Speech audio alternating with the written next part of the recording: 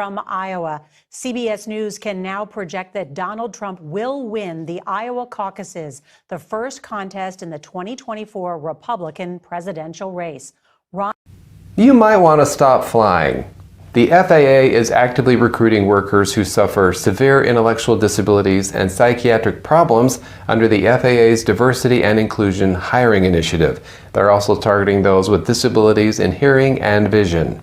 Look at the positive. If the pilots can't see the mountain or hear the people screaming, they're going to stay a lot more calm. Plus, how awesome will it be if the pilots can still hear voices even when the radio's off? Coach, looking forward towards Detroit. The weather has been a factor in some of the playoff games, even for the most prepared teams. Today, it's 13 in Detroit, which doesn't compare to some of the temperatures we tend to talk to. Any special plans to acclimate the team to not only endure, but perform in those kind of frigid temperatures should you face them in Detroit? You do know we play indoors, right? And they got a dome. No, nothing planned. We're indoors, and we only have to be outside for 20 seconds getting off the bus, going under the thing, so we'll be okay. Jesus. That's the media that we deal with. Welcome to Wednesday. How are you? I'm good. How are you, man? You look cold. It's fucking freezing in here. Yeah, this office, it's not real good in the dead of summer or the dead of winter, that's for sure, because it doesn't have any of like it's like an add-on to my house. Yeah. And it was built before I bought the house, and yeah, they didn't think that like heating or cooling was important in this room. I see you got the video from outside my place. Yeah, well, yeah. I figured if I gotta be cold, everybody else has to see what I feel. But let me tell you, last night in this house, it gets very warm or very cold, one of the two. Okay. And especially upstairs, it gets very hot. Right. When you have the heat on. And so normally I have the heat set pretty toasty, 72, maybe around there. Okay. Nice. You two look cool. What's up, Greg? How are you doing? So I turned the heat off for her last night because she was way hot upstairs, and I was like, all right, it's pretty toasty in this house before I went to bed. I was like, I'll turn the heat off so she's not dying upstairs and melting. I know she has a day off from school and she's going to sleep in, and so, we'll just keep the heat off. And yeah, I wake up, like in the middle of the night, I had to go to the bathroom, obviously, because it goes like 19 times a night. And with one leg, you got to get into, out of bed into a wheelchair.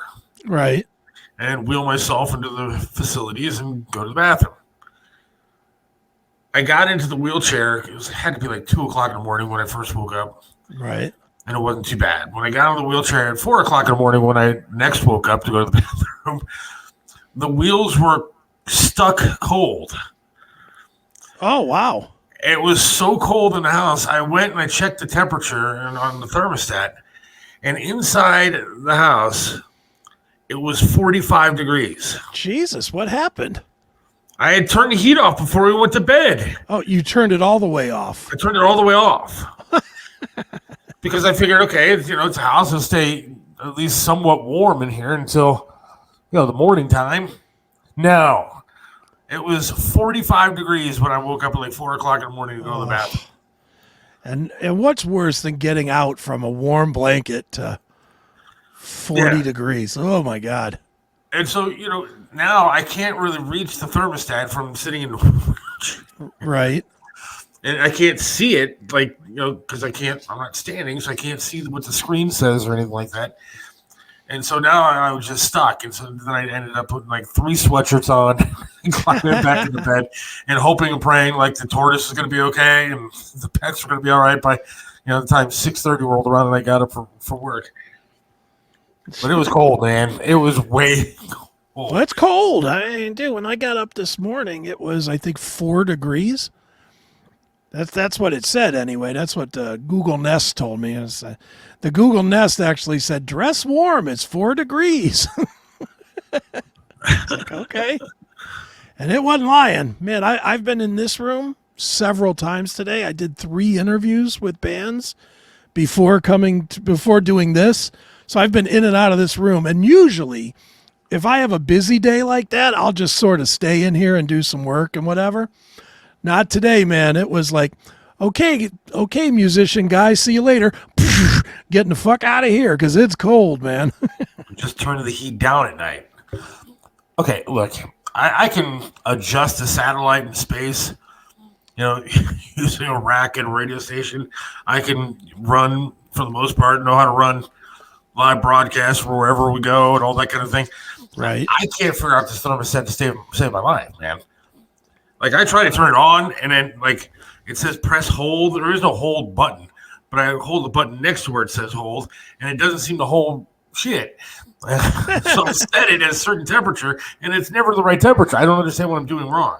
You're probably not doing anything wrong. A lot of those little thermostats, especially newer ones, which I'm assuming that is in that house. Yeah.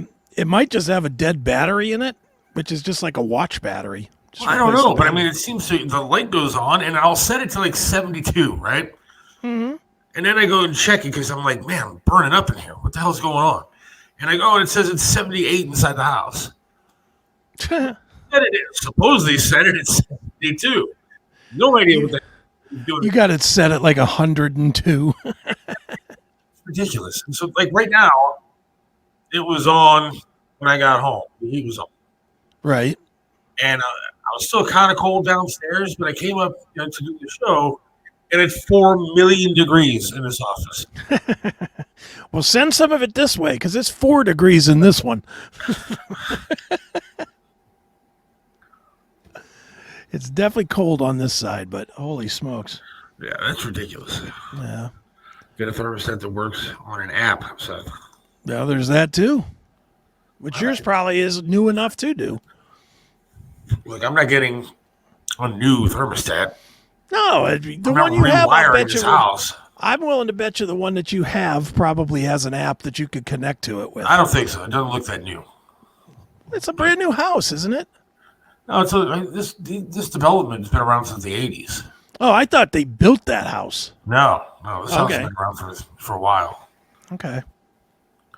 So what would I have to do that? Would I have to rewire everything? What, to switch out a thermostat? Yeah. Not usually. Usually you just unplug and plug in. And then as far as having an app to it, you would just connect it to your Wi-Fi. It would just have a little button that says find the Wi-Fi, it'd find the network, you plug in the password, it'd be connected to it. And then you'd have an app on your phone and you could literally say... Well, that would be nice. Yeah, and that's probably $50. Really? Yeah, it can't be that expensive.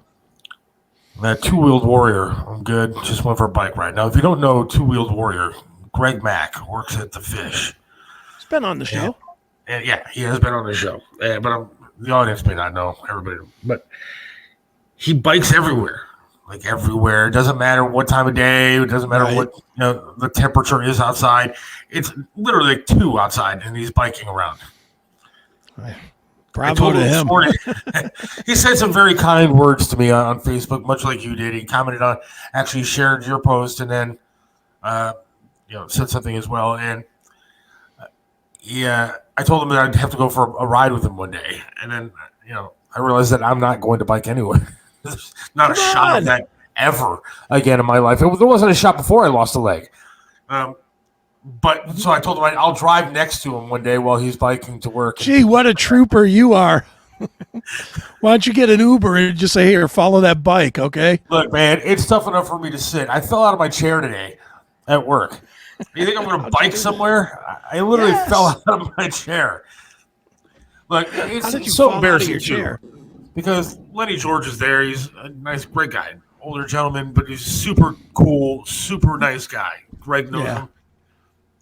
So I'm sitting there, and I had something to eat. I had my lunch before, I left, and my lunch consists of this tiny little frozen chicken pita thing, which is like 2 bites and it's gone. And then I ate some cheese puffs kind of things. Okay. And so I decided I'm going to have these cheese puffs like I always do. Like here around the house when I eat them, I find them inside my sleeve after I'm done eating. Right. Like I drop them all over the place. Like literally, they were in my sweatshirt pocket. I don't know how they get where they get, but they just end up all over the place. Sure.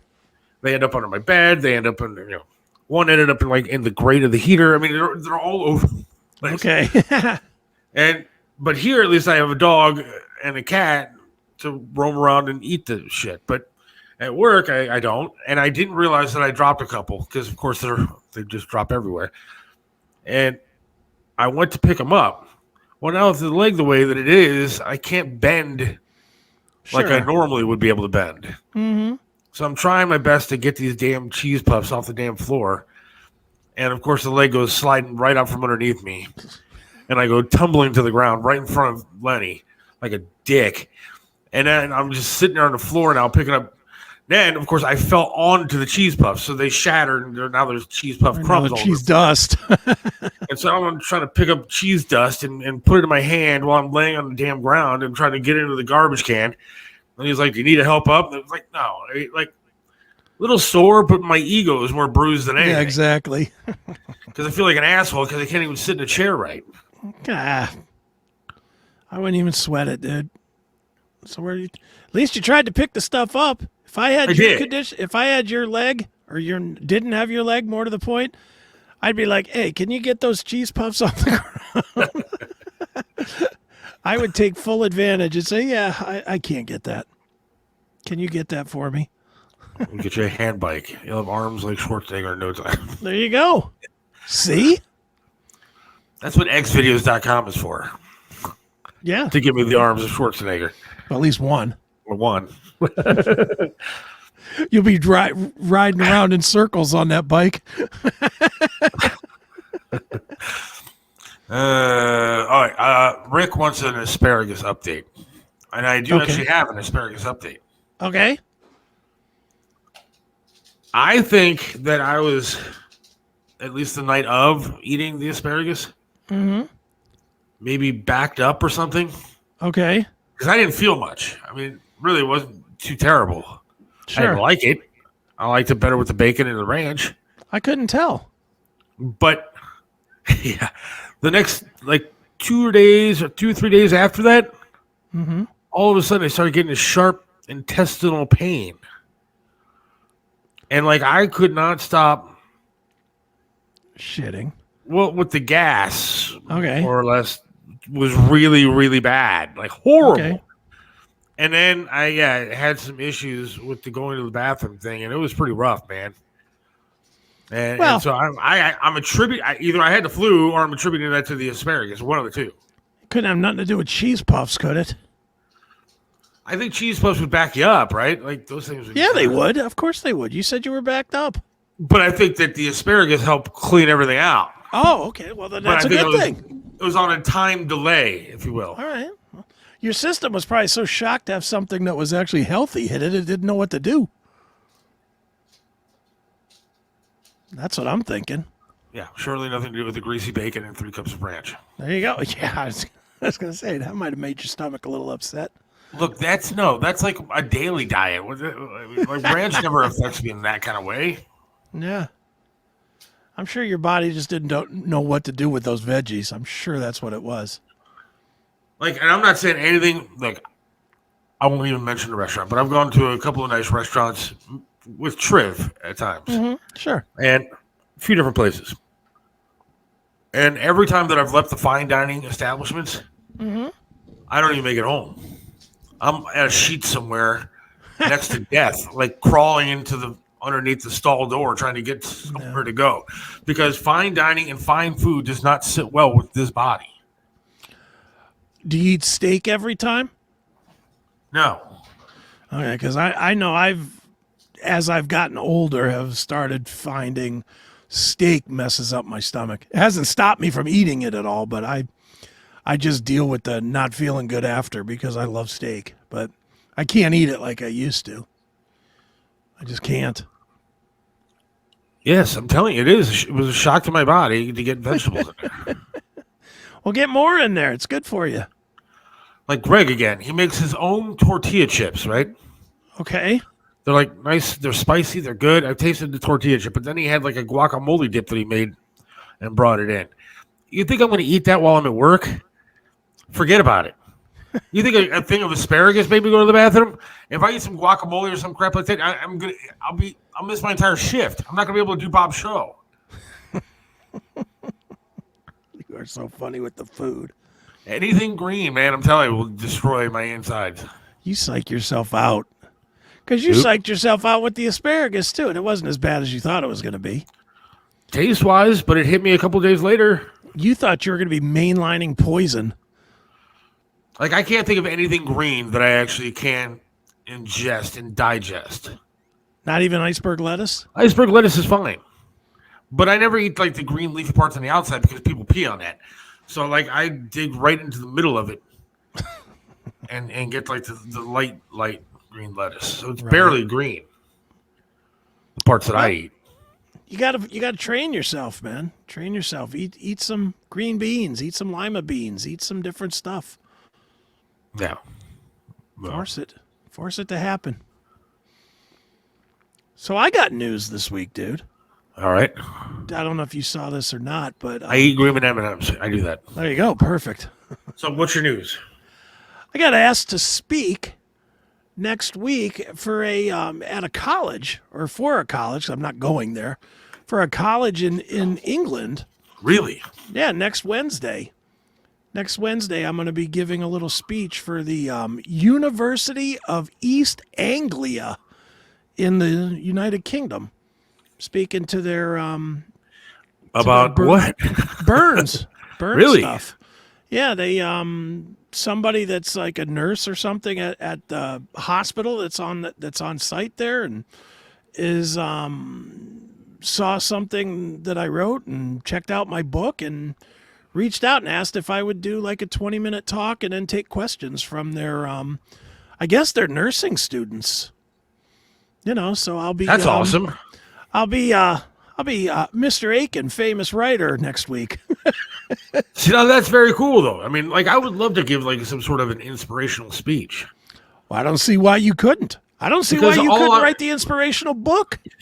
I would love to try, but the only thing inspirational I'm going to say is, like, make sure your thermostat is up so your wheelchair wheels don't get stuck in the middle of the night. I'm going to tell you, dude, and this is the God's honest truth, and I'm not trying to sell my book, which is Call Me Chris over there at Amazon.com if you want to buy it. But you should put it up on screen. Yeah, I could actually, but the thing is, with what me and you, different stuff, but sort of the same at the same time. What we've been through is kind of universal. It's individual because we have an individual situation, but getting through major trauma is universal. And everybody, I don't care who they are, has been through some sort of fairly major trauma. Or knows somebody who has. Or knows somebody that has.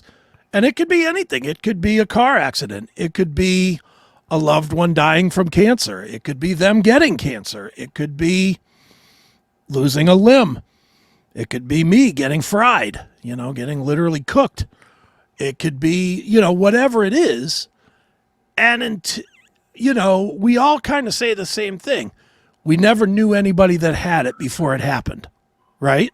Yeah. I'm sure that was one of your probably first thoughts when you were trying to wrap your head around it was, I don't know anybody that's been through anything serious. Yes. And not to pat myself on the back because I'm not, but when I started talking to you again, I talked to you from a place that no other person in your life was talking to you from. Because I had been through something very, very, very similar as far as being able to relate to what was going on in your head, not under your kneecap. You have no idea how true of a statement that is. Because when we started talking, that's one of the things that I said to you the other night is that you are an inspiration to me because I had no idea how to handle some of the thoughts and some of the things that I was going through. Right. And until I talked to you and realized how much stuff you had gone through also and realized that look where you are and that I could get there. Well, yeah, and you have. I mean, that's, and for people that don't know, I just wrote a little thing, and it was not really even planned. It was just kind of a random thought that I had, so I just scribbled something out real quick about how Seth was that Monday on the show talking about getting his job. That was like kind of like almost like the first finish line, from, I'll tell this story. I don't think we've talked about it on the air, but there was a day that me, you, and Chiselka were at Applebee's, or no, BW3 or something. Quaker Steak and Lube, having some lunch, talking about, putting the show together and putting it online. And it was the day I told Mike to lose the suit. I remember that. I was still in a wheelchair then. You were still in a wheelchair, and you still hated everything about the world.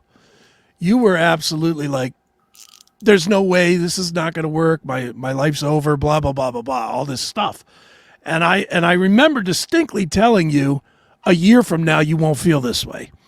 And you were like, fuck that. It's not going to be like, it's going to be like this forever, blah, blah, And I was like, yeah. I've been there. I was like, I have been right there.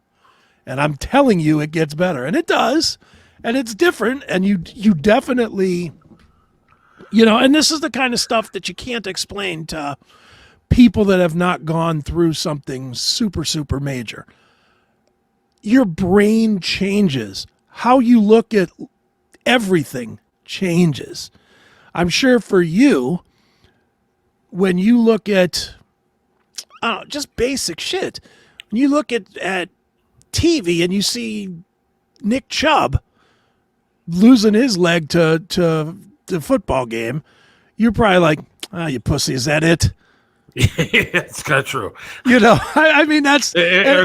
Look, Dick, in a couple of weeks, you're going to be walking again. Yeah, where you're like, yeah, step into my shoes, millionaire, or shoe.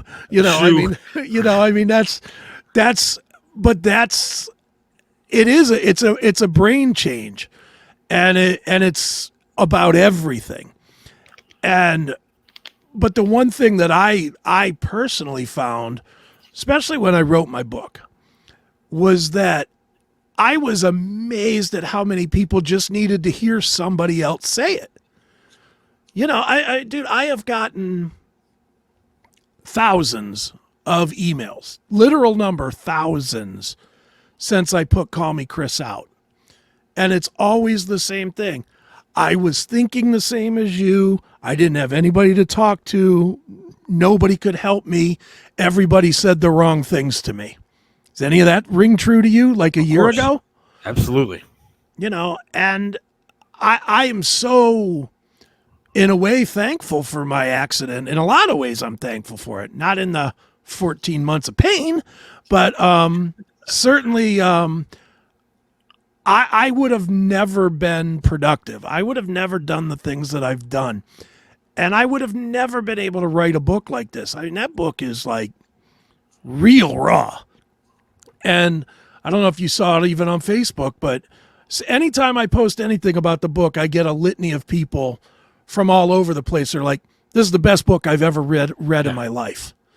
And I am so humbled by that because I'm not a writer. I mean, I have 6 books, but I still don't look at myself as a writer. In the scope of what I do, that's very low on the list.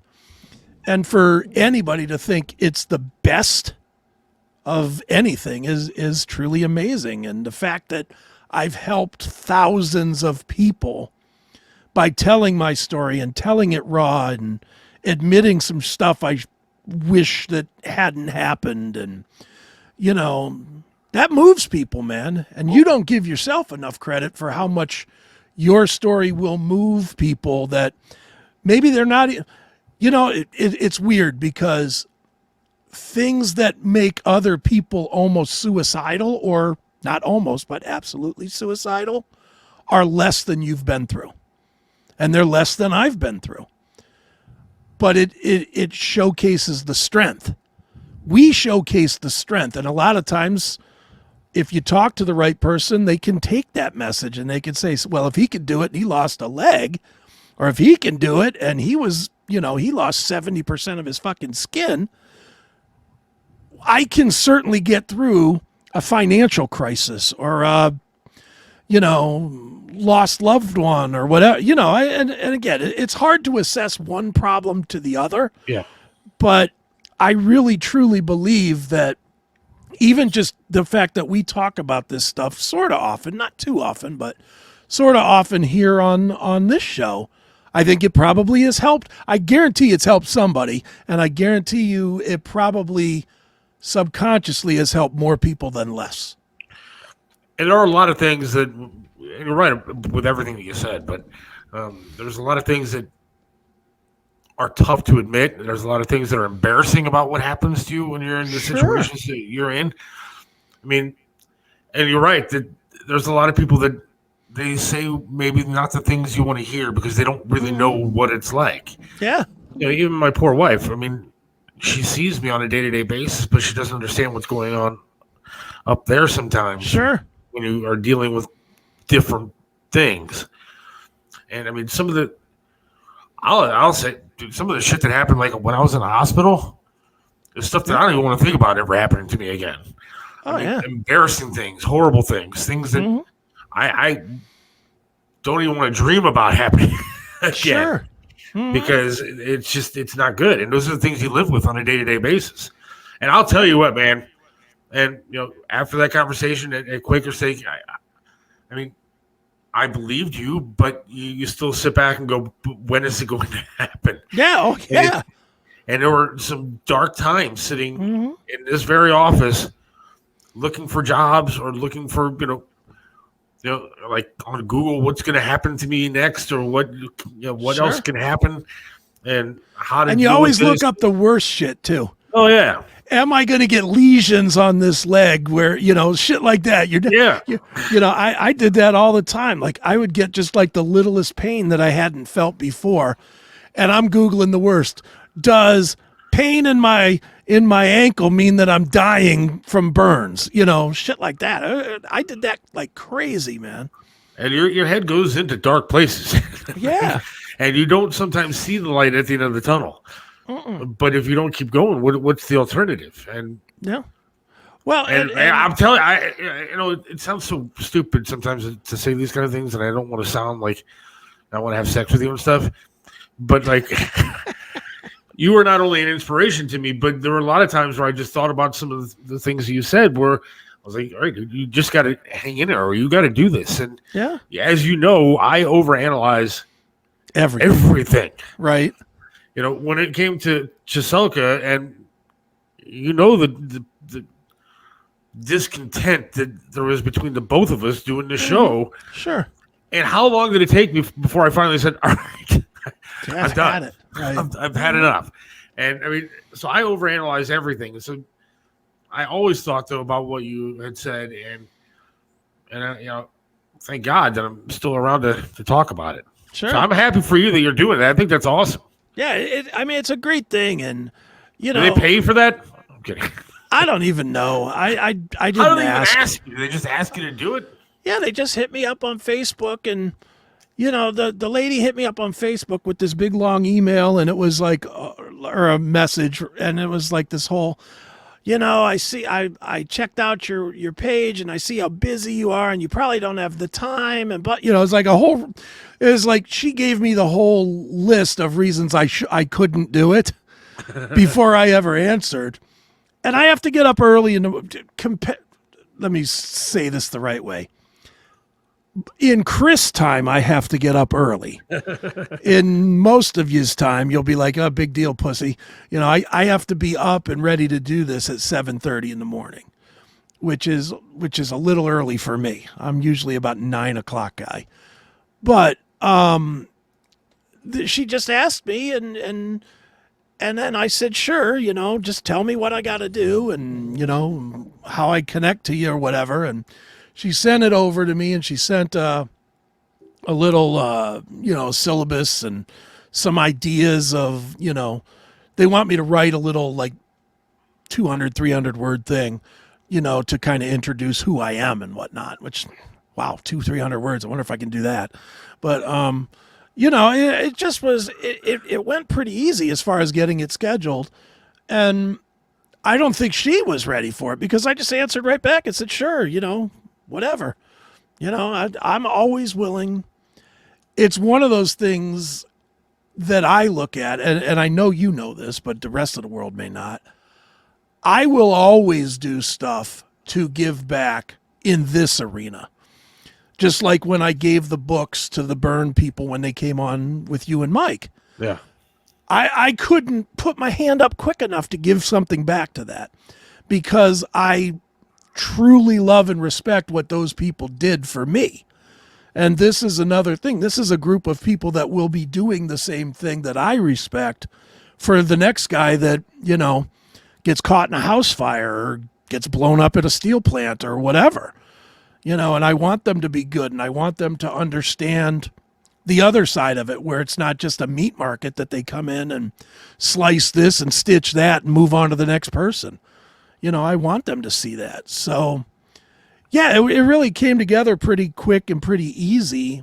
And I'm always willing to talk about this stuff. This is the 5th or 6th one of these that I've done. Not this, but, you know, I've spoken at Hiram College a couple of times, and I've spoken at a burn thing in Arizona, and you know, I always, if I'm asked, I do it. You know, without even a thought. I would do that. I would do that too. Well, but I mean, dude, regardless of the speaking thing, I mean, that's fun and whatever. You've got a message to tell, and that's my point to you. Is you don't think you do, and just like I said in the little thing that I wrote on Facebook. A year ago, you lost 2 years ago, you lost damn near, like literally everything. Everything. Your ability to function, your ability to take care of your family, your friend, your mentor, your job, all at once. You talk about having to reinvent in a hurry. That's it. Not only did you have to reinvent in a hurry, but your fucking mentor in life, you couldn't even bounce off to help you. Because let's face it. Let's take Triv dying out of the message here. Let's just take Triv. Let's say Triv was still alive, but everything else happened to you. Lost your gig, lost your leg. Triv would have been by your side to help you through it. Oh, absolutely. Yes? Oh, without a doubt. And that would have sped up the process how much to have that guy being your supporter? Probably would have been a lot. No doubt. Yeah, but you lost that piece too. You literally lost. You had your world turned upside down, and you lost the support system as well. What was cool though is that I did have, well, again, a friend like you who was there, and then like Sandy and Jim were absolutely there, and they were friends with Trev, and so they were definitely going through a lot, and the fact that they were there to help me through a lot of stuff was fantastic. Also, I mean, believe me, if it wasn't for those two. That first getting out of the hospital and months later, we would have been living on the street somewhere or with Heather's mom because they went out of their way to do a lot of great things. And well, you find I was lucky I did have. Yeah. Oh, yeah. I mean, I was lucky to have a support system. But you're right. I mean, losing Triv, I mean, that guy, I don't think they would have fired me if it was. If he was well, maybe around. not. But I'm just saying, even if they did. Yeah. He probably would have done whatever he had to do to take care of you. Yes. Yeah. You know, but unfortunately, that wasn't the card that you were dealt. Instead, you were dealt harder cards. And you know what? Just like anybody else that wins at poker, you play the hard hand and eventually you win. Right. And then there's Rick. Rick, I swear to God, man, I see this poor guy. Every post is like him going to the hospital again. And like, I just want this guy to feel all right. Yeah, come on, Rick. Eat some asparagus. Make you feel better. Yeah, I don't think he's... I've met Rick. He ain't eating a whole bunch of asparagus. Likes to make fun of me, but I'm telling you. I remember, though, at the hospital one day, I was there for therapy. I was going downstairs, and it was the same ramp that I had to go down and stuff when I was in there for therapy. And like when I was staying in that hospital, I was there like nonstop. Right. And I was there going down up the same ramp that I had wheeled in, and now I was walking up it. Right. And there was another guy who was a big dude, just like me. and his right leg was missing just like me, and he was struggling so hard to get up that hill of this ramp at the bottom of the hospital. And I remember just standing next to him and walking next to him with my fake leg and telling him, dude, just keep going. You're going to get to the top of this ramp, I'm telling you, and you're going to be just fine. Yeah. And I remember, he shook my hand before I left, and it was that 30 seconds of me just walking next to him as he was wheeling up that ramp, and I didn't push him. I let him get his ass up there and shaking his hand before I left. But I still remember that guy. Of course. I don't know where he's at now. I hope he's doing good. Yeah, dude, we all have that too. We have I spent most of my hospital time at Metro. Well, I spent all my hospital time at Metro, but I spent the good portion of the recovery and the, occupational therapy and all that at Metro. Metro out there on, what is that, West 25th or wherever it is. Oh, yeah, that's right. West whatever it is. I honestly don't know the address of it. I know how to get there, but I don't know the address because I never had to look it up. Yeah. So, but where I was, like, there's the main hospital, and then you have to cross just a little street, and on the other side of the street is a occupational therapy building where they do all the occupational therapy. Oh, I've been there too. Okay, so I know exactly where you're at. Dude, I remember one of the first, I was determined that I was going to do this by myself. And like, I wasn't supposed to be driving or anything, and I was driving. I only had one hand that worked, barely. My other arm, I was like 3 surgeries away from my arm even coming off of my chest because the grafts had sealed down, so I couldn't lift my arm. I was a mess, but I'm still driving to the place, right? So I drive over to Metro and I get in there. I can't walk 15 steps before I run out of juice. I just didn't have nothing. And at one point, it was the middle of winter. I still remember this. It was like winter. And I started trying to get across the street by myself. And I got about halfway across the street, right into the middle of the two-way. And I had to stop. I just stopped. I couldn't take one more step. And I stood there, and there's cars. They don't give a shit. They don't care. Especially in that neighborhood. No, they certainly don't. But this guy was sitting in the waiting room of the occupational therapy. And there's like for people that don't know, it's kind of like rounded, and it has those like glass, at least it used to have those little glass square things that you can't see real well out of, but you can sort of see what's going on. And he must have noticed me just standing there stuck in the street. And he came out, and he didn't know me from anybody. And he wasn't a doctor. He was a guy. He was a guy that was in there himself getting worked on for like a knee or something. And he comes out and he goes, "You okay?" And I literally said to him, "No." I was like, "No, I can't get across this road." And he looked at me and he goes, "Yeah, you can." And he took my good arm and he put it on his shoulder and he said, "All right, let's go." And he didn't carry me. He made me take those steps, but he just kind of was like, for the one day, he was like my anchor to get me across. And just like you, never saw this guy again. That's awesome. But it's a cool, real story, man. It's people in general are good. And I think we forget that too much. I think we spend way too much time watching CNN or Fox News or whatever, and they do nothing but highlight the cunts of the world. And Lord knows it makes us really think that everybody's an asshole. Yeah. But man, when you're in it, when you're in the middle of it, you really do realize that most people, I don't want to say they're always good, but they have a good heart about them, and they have a good intention behind them a lot of times for whatever reasons. And it's nice to see when you see. That's why I always try to give back with donations and books, and I always donate to charities, and I give percentages of all my books to charities. And I've done Wounded Warrior and burn stuff with Pinball PA, and with everything I do, I always try to give back because I want to be for every single person, whether it was a church or this guy that I didn't know or whoever it was that helped me. I want to make sure that I give it back times 1,000. And I try to do that. I always do. So I finally have insurance, so this is good. That's good. But I got on my wife's insurance. Okay. Because this is the cheapest way for me to go. Right. Now, my wife and I have been talking about it for years. I haven't had insurance in years.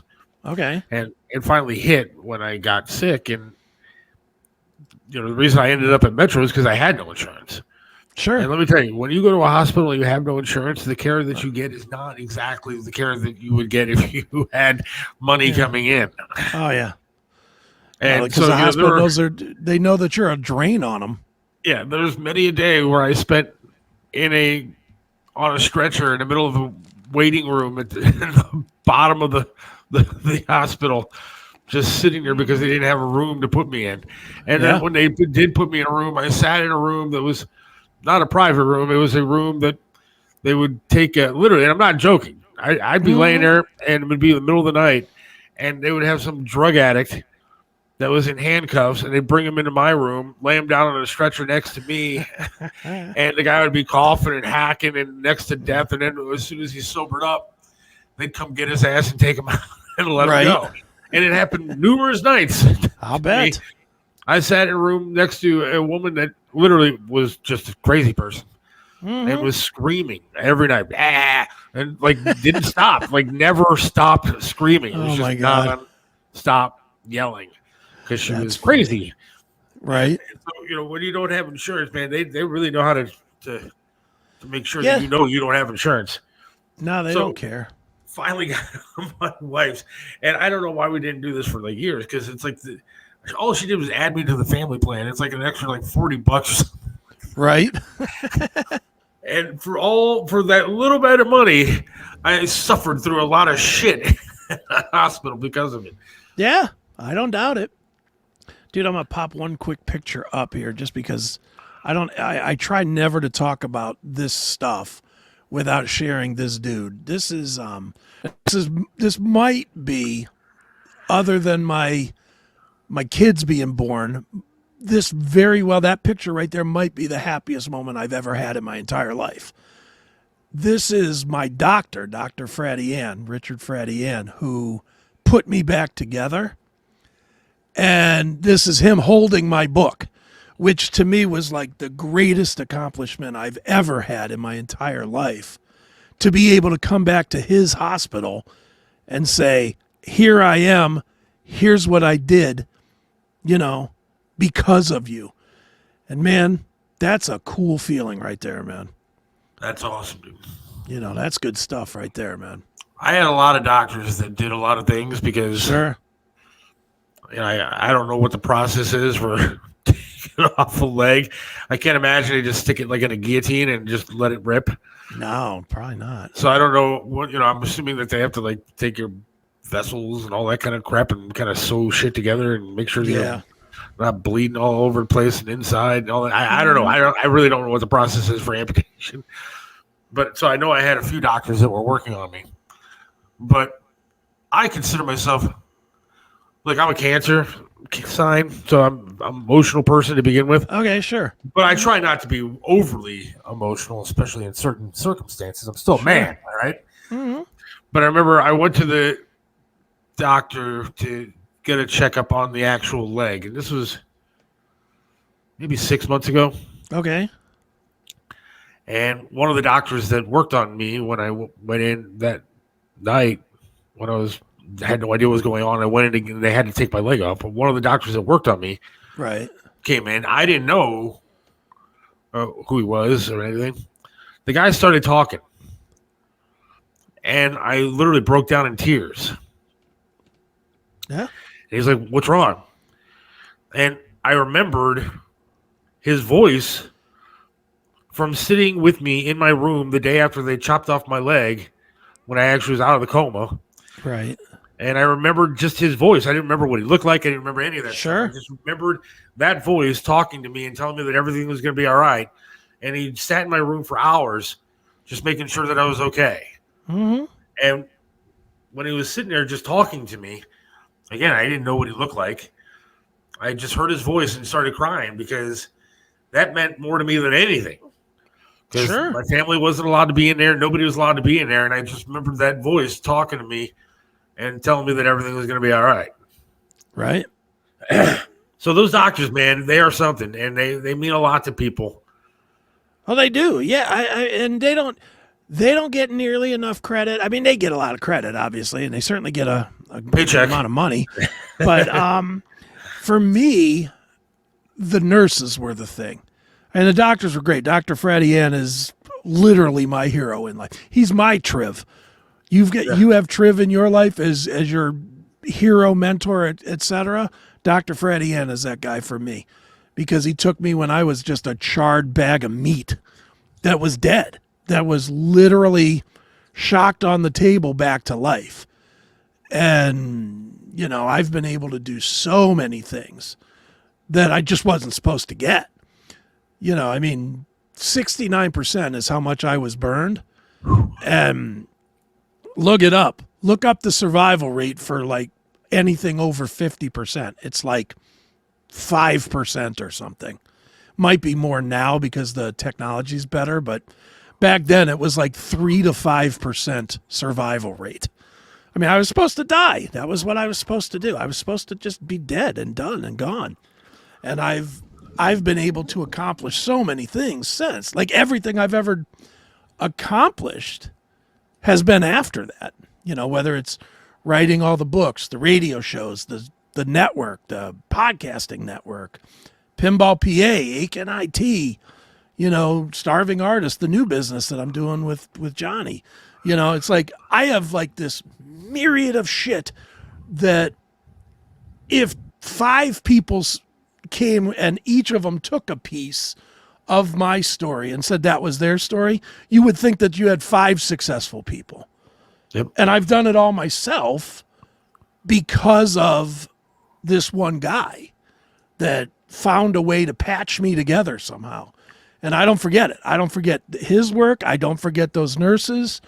I definitely, when I got healthy enough, I went back and personally thanked every one of those nurses. And when I first published Call Me Chris, I went back, and some of them didn't even live in Ohio anymore, and I had to track down where they were to send them books. But I sent every single nurse that I had a book, because that was personally autographed with some memory that I had of them. I always try to give it back, man, because, I don't have anything without them. I don't remember most of the people that But yours is a slightly different. I mean, yours is a different scenario, man. like my wife said that when I was in intensive care here, like in Broadview Heights, I was in intensive care for a little bit, and then they had to take me downtown because they couldn't do everything here. But like I was being monitored constantly by some people, and I don't know any of those people. I don't know. Well, educate me because I don't know. Is there, like at Metro, there's a burn unit. There's the burn ward.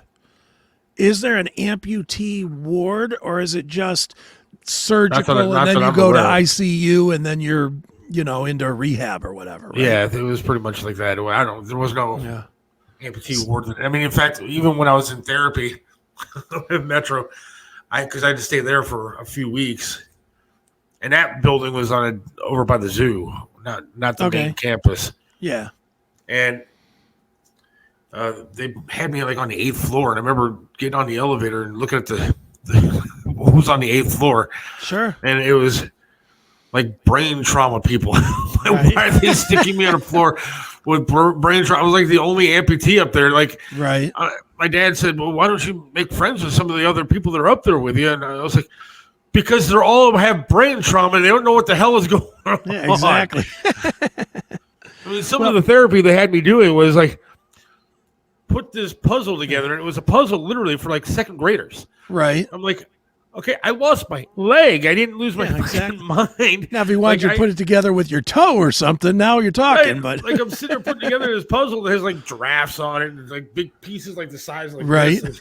Like, all right, I understand 6 how pieces to put in the whole puzzle. a puzzle together. Yeah, that's what it was. And I'm like you're gonna time me on how to put together a 24-piece puzzle right. of animals? But I mean, so it was a weird thing. There was no amputee ward. But they just stuck me up there. Sure. Well, I think that might be why I have so much more of a connection to my docs and my nurses, because there is a burn ward, and those people work specifically on that ward. Like from what I understand, what I've learned, burns are so traumatic for nurses and doctors that very few of them stay. Like they do a rotation and then they go to something else because burns are just brutal. And, so they don't have, it's not like people come into work at night, like a nursing pool. It's not like people come into work tonight and say, okay, you're going to the burn unit and you're going to the psych ward. It's not like that. It's literally, that's your job for a year or 2 years or whatever. So I think I probably had more of a connection because I had the same people every day. Yeah. Every day, every shift. Let me tell you how crazy I am, though. Mm-hmm. Because I'm fucking nuts sometimes. Again, you know me. I overthink everything. Sure. And so I was sitting there for a while in that damn therapy hospital, and you can't go anywhere. Like I went outside one day, my buddy Jake, Jake, I think you've met Jake. Mm-hmm. He came up there to visit me, and he's like, are we allowed to go outside and I can smoke and stuff? I was like, I think so. But we were outside for too long that they came looking for me. Okay, yeah. And then they trapped me back up there again. And like I felt like they were trying to keep me there. Like they're never going to let me out of here. And it was weeks that I'm sitting there just going, please, God, I just want to get the hell out of here. Because I'm sitting there, what am I learning here at this hospital that I can't just do at home and then come back here and do? And it was nuts, man. There was some times where you're starting to think like these nurses are like, are they going to kill me overnight? Like, you don't know what's going on. It's such a weird mental screw up thing that does things. And trapped in all of a sudden a situation, your family's not around, nobody's around, it's just you, and you're missing out a part of you. You don't know what to do. I've said this a bunch of times, and it is so true. There is no lonelier place in time than 2 a.m. at a hospital. Man, if you are a patient and it's 2 a.m, you're begging for them to come around and take vitals. Just so that you can talk to somebody and say, and it could be about it. Dude, I remember, what was that show? Hill Street Blues used to play on the TV in front of me at 2 o'clock in the morning. It was like 4 straight hours of Hill Street Blues, which was actually a decent TV show now that I'm older. But at the time, I didn't want to watch Hill Street Blues. It was that or infomercials. That's all they had on the TV. And I remember the nurses would come in to take my blood pressure, and they're always checking my breathing because my lungs got singed pretty good from the heat of the molten metal. Singed the sac that your lungs sit in. Yeah. So they were always checking my breathing. And they'd always make me put this freezing cold fucking ice thing on my face and breathe, and then breathe into one of those tubes with the little ball in it thing. Oh, yeah. To see if I had any kind of breath strength and all this garbage, right? And I can just remember this one nurse named John would come in. He was like the 3 a.m. guy. And he must have hated me because every time he'd come in, he'd be like, "Oh, dude, look, Hill Street Blues." I'm like talking to him about stupid ass Hill Street Blues, like it's not like a 20-year-old show at the time, right? And B, like he gives a shit. He's working, But he was always really cool about just kind of hanging out and talking. And he actually learned about the show, and he'd come in and go, "Oh, what is so and so doing on the show tonight?" And just because that was what I needed, and that's what he gave me back. And it's those little things. I know this, this, probably went back to the nurse's desk as soon as he walked out of the room with me. I was like, oh, that fucking guy again. You know, but he didn't do it to me, which is what I needed. Yes. You know, he was good to me no matter what he thought afterwards. So, yeah, I had a very good connection with the staff, and I'm very thankful for them. I know a lot of people like to shit on Metro Health a ton. You'll never hear a bad word from me because I got everything I was supposed to get times 1,000. For the most part, I had great experiences there, but there were some that were not so great. I'll tell you that. I mean, there were some times where in the middle of the night, these two big dudes would come in, and they would, because I couldn't get up and go take a shower or anything like that. Sure. And so it was their job to come in and clean you up. Yeah. and man, it was just like flinging you here, flinging you there, and then they would just walk out, and it would be up to me to try to pull myself back up onto this bed. And like it was no good. I ripped a chunk of my hair out of my head trying to get back up into bed because I was like trying to reach above me. My hair got stuck, and I just ripped it out trying to pull myself back up. There were some fucking nightmare scenarios that happened up there that I don't wish on anybody. I don't doubt it, dude. I have a bunch of those too, man. I have nurses were awesome, but I think they were just orderlies that were not there to. They didn't really give a shit what they you were didn't doing care. up there. They were just like, all right, we got to change the thing. Roll left, roll right. Yeah. Jam the sheets under you and get the hell out of there. You know, I get that. Yeah, I mean, dude, it's tough. It's really, and you lose everything. You lose your dignity, first of all. Yes, you do. You know, there's some of the stuff is you just lose, man. I'll tell a horrible story. You want to talk about losing dignity? I didn't write this in the book. It was so much, but I'll tell it here. There was a point that my system, from all I was putting in my system was whatever the IV was feeding me, and those Ensure boxes. Oh boy, which are horrendous. Ugh. I know where this story's going. Well, I got completely jammed up, and they were afraid I was going to get either an exploding bowel or whatever, because I went like 5 or 6 days without taking a shit, and they had to manually dig it out of me. There, you want to talk about losing all your dignity. I was literally tied Jesus on the cross style to the bed because I had surgery on both shoulders. So they had to hold them open so that the skin wouldn't heal. So I couldn't move or shift or anything. And you got one nurse pushing my legs up, the other one sticking a finger as far up my ass as she could to dig shit out. And let me tell you, 5 days worth of shit, that's a lot of digging. It's a lot. That's when you think about that kind of stuff, you're like, you're sitting there in that bed and you're going, again, going back to what you said earlier, is this ever going to end? Yeah. Is this the new way? You can't see a year from then. No. All you can see is I can't even take a dump by myself. Yeah. And you're just like, oh my God. This is the worst, man. Yes, I believe me, I know those experiences. Yeah, it's horrible, man. But you make it through. I made it through. You made it through. A zillion other people have made it through. We're all survivors of that shit. Amen. Man. That's what it is. Yeah. We are going to have Tony Masaccio coming up. Speaking of shit. No. Kidding, Tony. Kidding. But here's the deal. We actually, should we reveal or should we just do what we're going to do? And I think we do what we're going to do, and then we can have the reveal talk with Tony. Yeah. All right. I think that makes sense. Yeah. But sometimes it's cathartic to talk about this kind of stuff. Sure. May not help anybody listening, but it helps me and you. Yeah. And then there are certainly days where I worry, like, what's going to happen next? Of course. You know, with this shit that I have, dude, it's not like I'm like, this is like, That's it. You're done. I mean, it could be the next. It could be the other one at some point. It could be, it could be Sure. numerous things that could go wrong. And I don't like thinking about it, but you do think about it. Dude, I'm 29 years since my accident. My accident was December 12th of 94.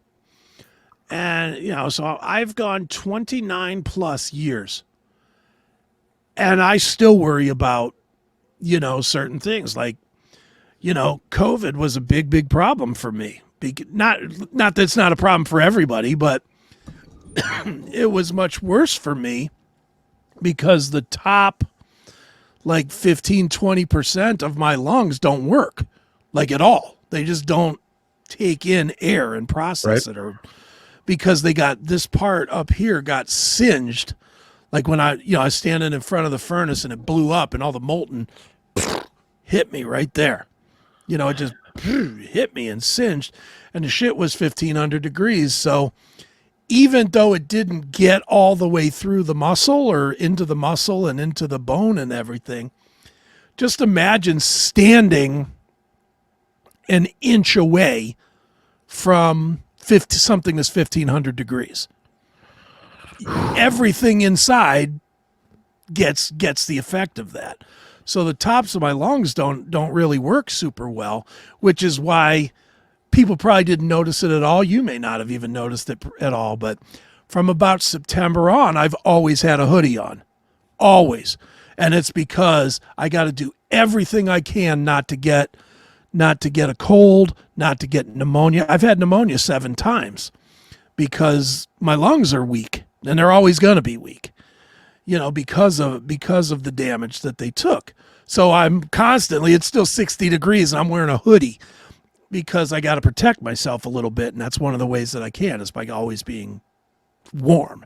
So, I wear a hoodie because I'm fat and I like to just hide the fact that, well, there's that too. That's the advantage.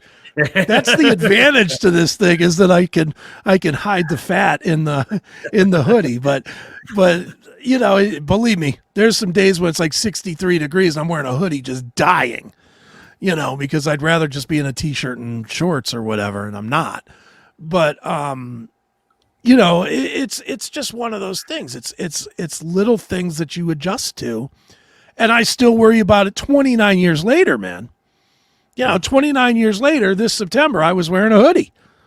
It's just the way it is. You're constantly, it doesn't go away. It's just like anything else though, dude. Your first girlfriend, your first true love girlfriend, whoever that was, you still think about her. You may not think about her as much as you did before, or in the same way or whatever, but every now and again she still comes up. Yes? Oh, yeah. Yeah. It's the same exact thing. It's something that had a monumental impact on your life. It never goes away. And this is always going to be the most monumental thing in your life.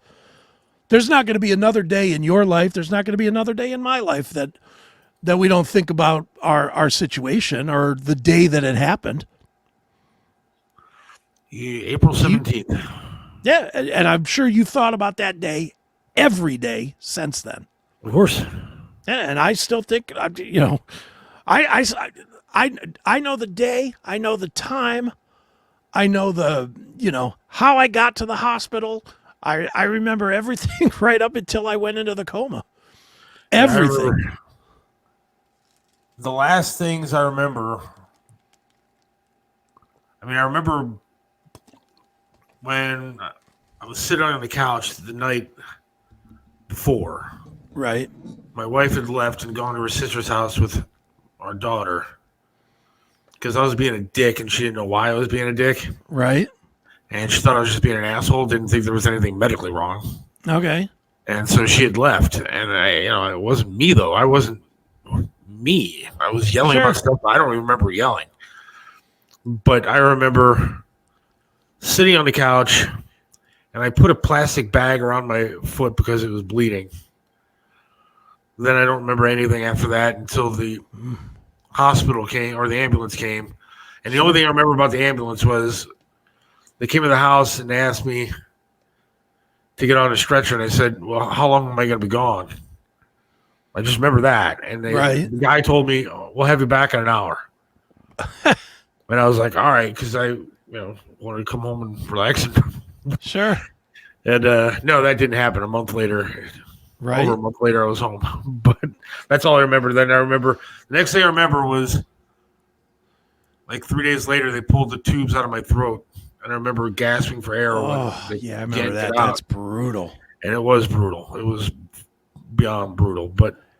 And gasping for air, it was like, oh my God. And then you feel like you're choking for what, 4 or 5 days? At least I did. It's definitely brutal. I think Seth froze up somehow.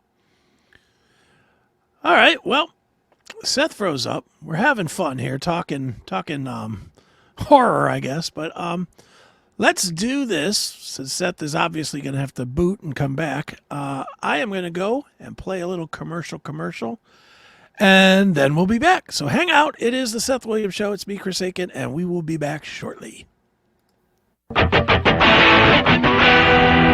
KRFK Radio has the best hard rock and metal on the planet. Featuring Joe Elliott, Def Leppard vocalist and host of the Joe Elliott Radio Show. Are you serious? Eddie Trunk, host of the biggest metal programs ever on radio and MTV. Charlie Kendall, creator and host of Metal Shop. For adults only. Dee Snider, Twisted Sister vocalist and host of the House of Hair. Any questions? Ron Keel, the Metal Cowboy, Ron Keel Band vocalist and host of Streets of Rock and Roll. And boss of this here outfit. L.A. Lloyd, host of the Rock Countdown. And here comes the best part. The Classic Metal Show with Neely and Chris Aiken. And Hairball John. Am I on the air? Together, they reach all, and I mean all, hard rock and heavy metal fans. And you can only find them all together here on KRFK Radio.